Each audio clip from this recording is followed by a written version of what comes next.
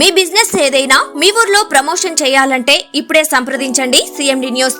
Cell number 9948588704 మరియు 6300465392. Address Tulasi hotel opposite Marasa complex, Madhu star studio. Welcome to CMD news. నా పేరు దివ్య. ముందుగా నేటి వార్తా విశేషాలు. మన సైనికులు చేసిన పోరాటం ఎటువంటి రూపం దాల్చక ముందే ఒక ట్విట్టర్ తో యుద్ధ విరమణ చేసి దేశ సౌరభత్వాన్ని ప్రశ్నార్థకంగా మిగిల్చారని మంత్రి పొన్నం ప్రభాకర్ ఆవేదన వ్యక్తం చేశారు. సిద్దిపేట జిల్లా హుస్నాబాద్ ఎమ్మెల్యే క్యాంప్ కార్యాలయంలో ఏర్పాటు చేసిన మీడియా సమావేశంలో మంత్రి మాట్లాడారు. పెహల్గాం ఘటన తర్వాత ముక్తకంఠంతో సైన్యానికి దేశం మొత్తం సంఘీభావం తెలిపిన కేంద్ర ప్రభుత్వం పోరాటం ఆపివేయడం కలిచివేసిందన్నారు. ఇప్పుడు దేశమంతా ఇందిరాగాంధీని జ్ఞాపకం చేసుకుంటుందని, ఆనాడు బయటి దేశాల భాగస్వామ్యం అవసరం లేదని ఇందిరాగాంధీ తెలిపారని గుర్తు చేశారు. మన్మోహన్ ప్రధానిగా ఉన్న సమయంలో చిన్న చిన్న ఘటనలలో సైనికులు చనిపోతే మన్మోహన్ ను అసమర్థుడు అన్న మోడీ ఇప్పుడు చేసింది ఏంటని ప్రశ్నించారు. కేంద్ర ప్రభుత్వం చర్యలకు దేశ ప్రజలు, అన్ని రాజకీయ పక్షాలు అన్ని రకాలుగా మద్దతు ఇస్తామంటే ట్విట్టర్ కు స్పందించడం అందరినీ కలిచివేసిందన్నారు.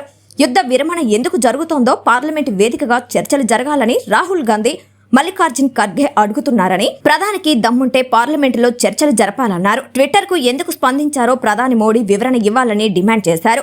అసదుద్దీన్, వైసీపీ, ఎంఐఎం వాళ్ళు కూడా పాకిస్తాన్ పై చేసే దాడులకు మద్దతిస్తే విరమణ చేసే పరిస్థితి ఎందుకు వచ్చిందన్నారు. జరిగిన పరిణామాలు ఎందుకు వివరణ చేయాల్సిన పహల్గాం సంఘటన జరిగిన తర్వాత దేశమంతా రాజకీయాలకు అతీతంగా ముక్త కంఠంతో భారత ప్రభుత్వానికి సంఘీభావం చెప్తూ కఠినమైనటువంటి చర్యలు ఉండాలి, కక్ష సాధింపుగా వివక్షపూరితంగా ఏరి వేసి చంపినటువంటి పరిస్థితి దృష్ట్యా మొత్తం దేశం కదిలించి వేసింది ఆ సంఘటన. మన సైనికులు చేసిన పోరాటం, మనకు జరిగినటువంటి అవమానం, ప్రతీకార చర్య ఎటువంటి రూపం దాల్చకముందే ఒక ట్విట్టర్ తోటి విరమణ ప్రకటించి ఇలా దేశ సార్వభౌమత్వానికి ఒక ప్రశ్నలాగా మిగిల్చినారు. ఈ సందర్భంలో మళ్ళీ ఒక్కసారి ఇందిరాగాంధీని జ్ఞాపకం చేసుకుంటా ఉన్నారు అందరూ.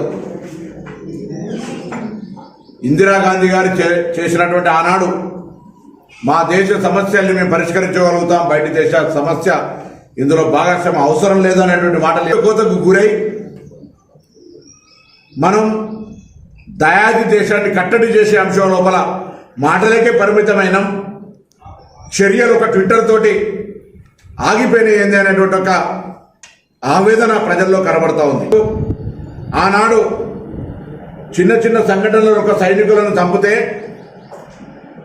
ఇదే నరేంద్ర మోడీ గారు ప్రధానమంత్రి మన్మోహన్ సింగ్ మౌనం ఎందుకున్నది, అసమర్థుడివా, నాది 56 ఇచ్చిన ఛాతీ అని చెప్పినటువంటి ప్రధానమంత్రి అలా ఏం మాట్లాడుతున్నారని అడుగుతా ఉన్నాం. కూడా కాంగ్రెస్ వర్కింగ్ కమిటీ రాహుల్ గాంధీ గారు, మల్లికార్జున్ ఖార్గే గారు కూడా రాజకీయాలకు అతీతంగా ప్రభుత్వం కేంద్రం తీసుకునే చర్యలకు పూర్తి స్థాయిలో మేము సంఘీభావం చెప్తామని చెప్పినారు. కానీ ఒక ట్విట్టర్ చిన్నపిల్లలు ఆడుకుంటే స్టాచ్యూ అనగానే ఎట్లయితే నిలిచిపోతామో అట్లా నిలిచిపోవడం దేశ ప్రజలందరినీ కలిసివేసింది. దానికి నిన్న యుద్ధము, పహల్గాం సంఘటన, దేశ ప్రభుత్వం తీసుకున్న చర్యలు, బయట పాకిస్తాన్ వాళ్ళు ప్రచారం చేస్తున్నట్టుగా మనకు జరిగినటువంటి నష్టము, ఎంతమంది సైనికులు జరిగిపోయారు, అన్ని కూడా పార్లమెంటు వేదికగా చర్చ జరగాలని రాహుల్ గాంధీ గారు, మల్లికార్జున్ ఖార్గే గారు కోరుతా ఉన్నారు. ఏ పరిస్థితులలో ట్రంప్ ట్విట్టర్కు విరమణ పాటించాల్సి వచ్చిందో చెప్పండి. పహల్గాం చనిపోయినటువంటి ఆ తల్లులందరి యొక్క ఆత్మశోధన ఎందుకు నిలిపివేయబడ్డది, ఎందుకు దీనికి సంబంధించినటువంటి కాల్పుల విరమణ ప్రకటించిన చూస్తే మన పహల్గాం జరిగిన సంఘటన రోజు ఈ దేశంలో ప్రజలందరూ ఎంత కసిగా, ఇంక్లూడింగ్ ఎంఐఎం పార్టీ వాళ్ళు కూడా ఇది పాకిస్తాన్ దుశ్చర్యను సీరియస్ గా ఖండించేంతో ఐక్యత వచ్చింది దేశంలో. గాంధీ గారు అడిగిన ప్రశ్ననే మళ్ళీ అడుగుతా ఉన్నాం. దేశంలో పార్లమెంటు మన ప్రజాస్వామిక వేదిక జరిగిన పరిణామాలు అంతర్జాతీయంగా ఎందుకు విరమణ చేయాల్సి వచ్చింది, పహల్గాం సంబంధించి జరిగిన సంఘటనను పాకిస్తాన్ చేసినది ఒప్పుకున్న తర్వాత కూడా ఏం పశ్చాత్తాపం జరిగింది, మనకు జరిగిన నష్టమేంది, వాళ్ళకి ఏం నష్టం చేయగలిగిన అనేటువంటి దేశ ప్రజల ముందట ముఖ చిత్రం ఉంచాల్సిన అవసరం ఉంది. నిన్న త్రివిధ కానీ చర్చలు లేకుండా, ఎటువంటి సూచనలు లేకుండా ఒక ట్విట్టర్ ద్వారా యుద్ధ విరమణ వాళ్ళు ప్రకటిస్తే మన భారతదేశ సైనికులు ఎంత ఇబ్బందిగా గురయ్యేటువంటి పరిస్థితుల్లో ఒకసారి ఆలోచన చేసుకోండి. అది ఏమైంది, ఇంతమందిని తప్పితే ఎందుకు ఇట్లా మౌనంగా ఉంటున్నారు అనేటువంటి ఒక ప్రశ్న ఉత్పన్నమవుతున్నటువంటి అంశం లోపల తప్పకుండా ఇది ఒక చర్చ దేశ ప్రజలందరికీ తెలవాలని ఒక భారతీయుడిగా ఈ దేశ ప్రధానమంత్రిని భారత ప్రభుత్వాన్ని హృదయపూర్వకంగా కోరుకుంటాను.